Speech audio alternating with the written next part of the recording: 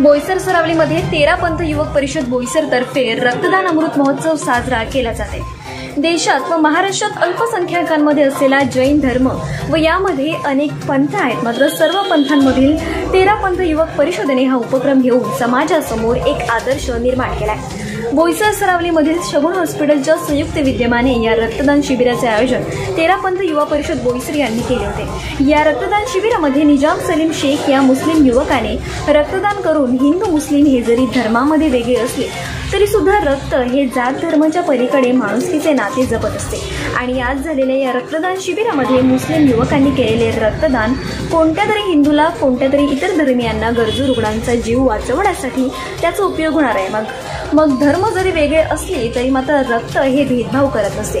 समाजामध्ये एक चांगला संदेश जावा म्हणून या ठिकाणी सर्व धर्मीय व विशेषतः म्हणजे मुस्लिम युवकांनी केलेले रक्तदान हे समाजासाठी आदर्श ठरते।